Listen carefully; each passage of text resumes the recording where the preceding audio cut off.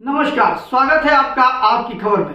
आज हम बात करने जा रहे हैं ANPR। जी हाँ, सही सुना आपने, ऑटोमेटिक नंबर प्लेट रिकॉग्निशन। ये एक ऐसा उपक्रम है जिसके माध्यम से प्रत्येक गाड़ी की पूरी इंफॉर्मेशन ली जा सकती है। आपको बताएं, हमारे यहाँ जो गाड़ियां हैं उनकी कैटेगराइज तय करी गई उनके नंबर प्लेट की, जिसमें आप कुछ गाड़ियों के पीछे पीला बैकग्राउंड देखते हैं, कुछ में सफेद देखते हैं, कुछ में लाल देखते हैं, कुछ में ग्रीन देखते हैं, कुछ में ब्लैक देखते हैं। ऐसे ही नंबर प्लेट है। और आपने सुना होगा कि भारत सरकार के जो गडकरी जी हैं, यानी जो मंत्री हैं, खासतौर पर राज्य मंत्री, उन्होंने सीधे कैबिनेट मंत्री, उन्होंने ये कहा कि हम भारत के अंदर टोल सिस्टम को बिल्कुल खत्म कर देंगे। वहीं पर टोल सिस्टम के साथ साथ उन्होंने ये भी कहा कि जब कोई मालवाहक गाड़ी या कोई कॉमर्शियल वाहन किसी एक राज्य से दूसरे राज्य में जाता है तो उसमें चुंगी होती है, बैरियर्स होते हैं जो उनको नोट करते हैं कौन सी एंट्री हुई कौन सी नहीं हुई। इसको लेकर के बड़ी दिक्कतें थी। उन्होंने कहा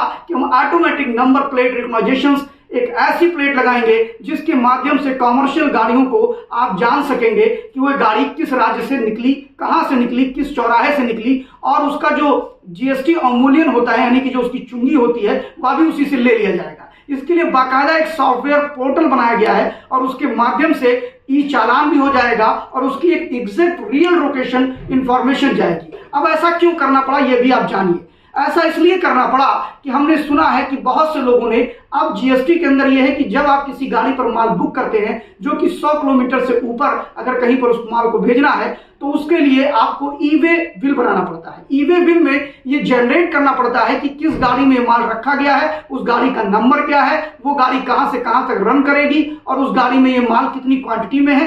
का अक्सर होता था कि लोग ई-वे बिल बनाते थे और उस ई-वे बिल के माध्यम से गाड़ी उसी शहर में घुमा के वापस ले आया करते थे। यानी भारत सरकार के पास कोई ऐसा मैकेनिज्म नहीं था जो उस गाड़ी को पकड़ सके। फिलहाल इस ANPR जो सिस्टम डेवलप किया गया है उसमें 9 मई 2023 को उत्तराखंड में प्रारंभ कर दिया गया।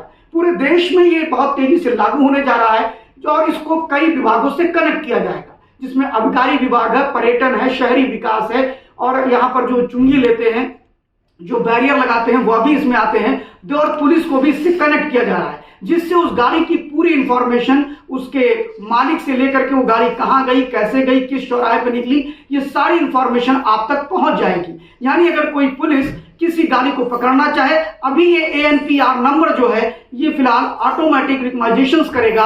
उसके अलावा बहुत सी गाड़ियों पर ये लागू होगा। अभी आपने देखा होगा कि केंद्र सरकार के अगर परिवहन मंत्री जो है नितिन गडकरी, उन्होंने HSRP नंबर की भी बात करी, जिसमें हाई रेजोल्यूशन नंबर प्लेट की बात करी, और लगभग गाड़ियों में लग रहा है। अब जो नई गाड़ियां आ रही हैं उनमें भी लग रहा है। आने वाले दिनों में आपको टोल प्लाजा पे खड़े नहीं होना पड़ेगा, बल्कि टोल से अपने आप नंबर कट जाया करेगा, और ये इसी तकनीक के माध्यम से होगा जिसमें इस सॉफ्टवेयर को डेवलप किया जा रहा है। फिलहाल जो ANPR जो नंबर है, इसका सबसे बड़ा फायदा यह होगा, आने वाले समय में अपराध कम होंगे, GST की चोरी कम होगी, और किसी भी व्यक्ति को कभी भी पकड़ा जा सकता है अगर वो अपराध करके भागता है।